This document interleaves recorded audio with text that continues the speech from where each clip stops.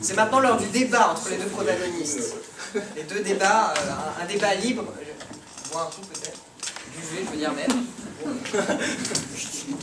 C'est bon? Avant le débat, je voudrais juste signifier que je trouve bien étrange que la sincérité ait pris pour s'exprimer une langue apprêtée. Je choisis pour ma part le langage de tous qui sait convaincre les cœurs durs comme les âmes douces.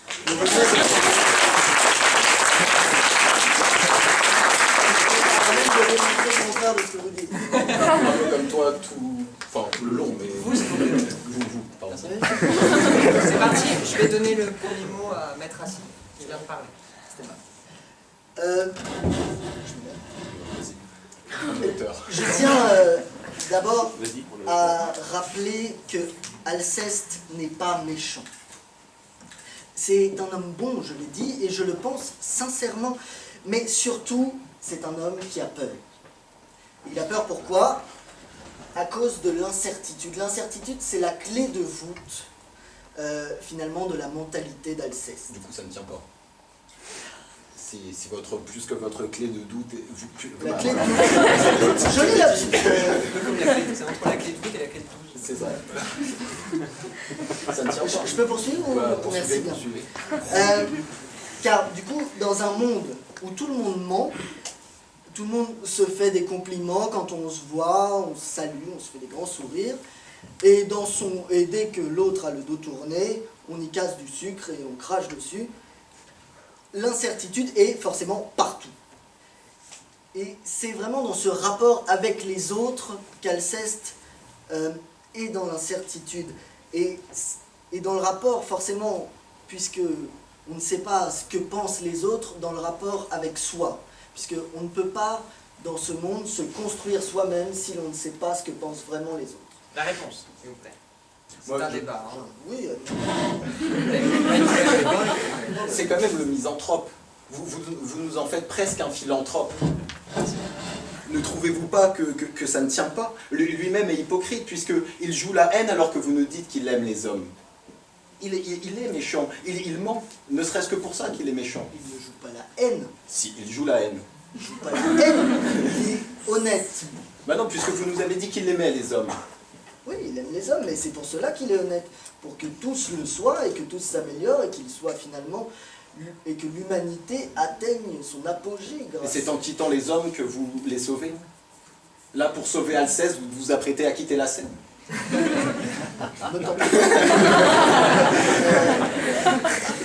Non, mais s'il veut les quitter, c'est parce que, déjà, il n'a pas le choix. On se saisit de tous ses biens, on le met dehors, il perd son procès, on le saisit de tous ses biens. Ces mensonges de elles sont vraisemblables. Vous montez, Célimène lui propose l'hyménée, Philinte fait tout pour se récupérer, et en plus, Philinte lui-même lui prouve qu'il peut gagner le procès. Célimène. Oui. On en parle de Célimène? On peut en parler de Célimène. On peut reprocher à Célimène quelques défauts. On peut lui reprocher, quand même. Elle est assez ouverte d'esprit. Ça peut être. C'est vrai qu'à partir de là, juger ses paroles et ses promesses, c'est un peu compliqué quand même. Mais dans ses mensonges, elle fait preuve de sincérité. Qu'est-ce que c'est que ça? Quand elle critique tous les personnages, le mot que présente Clitandre, Alceste est le seul à recevoir des compliments et son indulgence. On le voit donc. Il m'amuse parfois.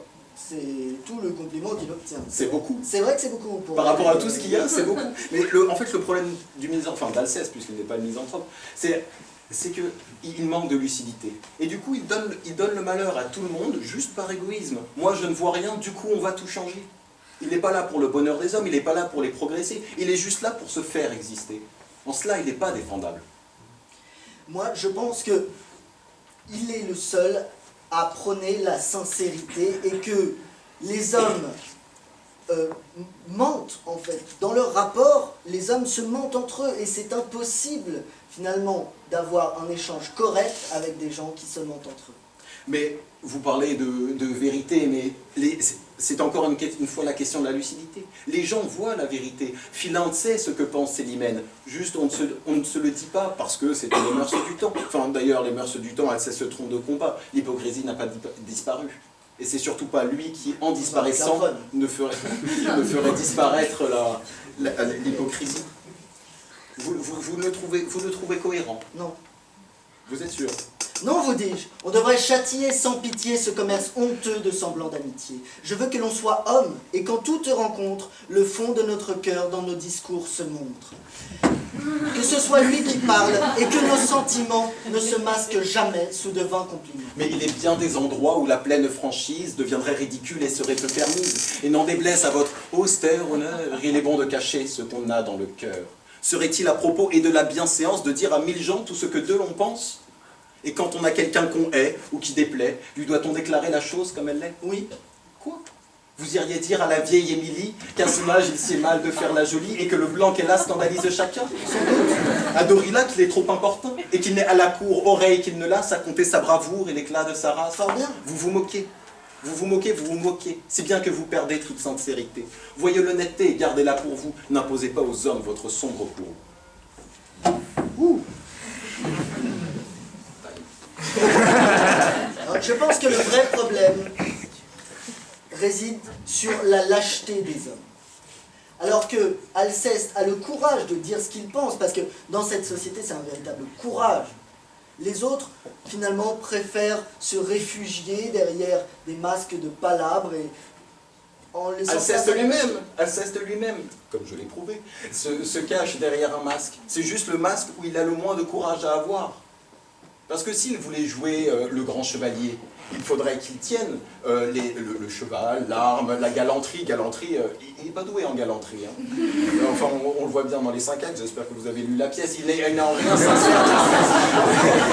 Ne serait-ce qu'avec Célimène, la personne qui l'aime. Mais la galanterie, c'est de la civilité, et dans ce monde, la civilité, c'est de l'utilitarisme. Justement, je cite Célimène. « Mon Dieu de ses pareils, la bienveillance importe. Il ne saurait servir, parlant d'un ami qui n'est pas un ami, encore un, il ne saurait servir, mais ils peuvent vous nuire. C'est être aimable, c'est juste pour utiliser les gens. On ne les aime pas pour ce qu'ils sont, on les aime pour ce qu'ils peuvent nous faire. Et c'est ça la société dans laquelle vit Alceste, et Alceste se défend d'adhérer à ceci. Il y a Philinte aussi dans l'histoire. Alors, C'est pas Célimène. Vous voulez en parler de Philinte? On va parler de Célimène, on va parler de Célimène. Célimène est peut-être en effet excessive, enfin elle est très affective, mais... Je voudrais faire une objection, maître. Vous nous faites d'Alceste un philanthrope. Mais qu'est-ce que fait un philanthrope seul dans le désert? Le désert où il veut fuir l'approche des hommes. Il n'est pas parti encore. Ah, il n'est pas parti. Encore une fois, il ne partira pas. Il ne peut pas partir. Il est cloîtré. Il est cloîtré chez les hommes. Il ne serait-ce que par son masque. En sortant des hommes, il n'est plus le misanthrope. Il n'est plus l'atrabilaire amoureux. Il n'est pas l'amant qui charme Célimène. Il est Alceste. Alceste, et c'est tout. Même pas à bicyclette. Il est seul et seul. Et il ne peut rien faire. Il ne peut rien faire. C'est pour ça qu'il reste. Là, si. Un peu quand même. Et s'il ne reste pas, déjà, on ne sait pas s'il reste. Le rideau se ferme, il est sur scène. Avec, d'ailleurs, c'est la scène où il y a le plus de personnages. C'est cool. Je vous laisse un dernier mot, Baptiste Acide, et ensuite... Moi, je pense que vous nous dites qu'Alceste est prétentieux, c'est faux. Ah ouais. Il n'est pas... Certes, il n'est pas humble, Ah ouais. mais c'est parce que celui qui est humble cache ses qualités pour ne pas les montrer et finalement est dans le déni. Et il n'est pas non plus prétentieux, parce que celui qui est prétentieux invente des choses nouvelles pour se mettre en valeur. Non, Alceste, il est juste vrai. Alceste, à sa troisième Dernier réplique... mot. Oui, dernier mot. Sa troisième réplique, c'est « Je veux qu'on me distingue ». Tout est égaux chez lui, tout est égaux. Il veut qu'on voit que Célimène l'aime. Il s'en fout en fait que Célimène lui dise qu'elle l'aime, parce qu'elle-même lui dit « Vous avez le bonheur de savoir que vous êtes aimé ». Rien à faire. Lui, tout ce qu'il veut, c'est que les gens voient. En fait, il aimerait que Célimène publie sur Facebook « J'aime Alceste ». Et là, il aurait cette reconnaissance sociale. Il est en manque de reconnaissance sociale. Et c'est là qu'est tout le comble du personnage. Et sa défaite. Sa première réplique est quand même « Laissez-moi », et si Philinte l'avait laissé, on n'en serait pas là. C'est bien vrai.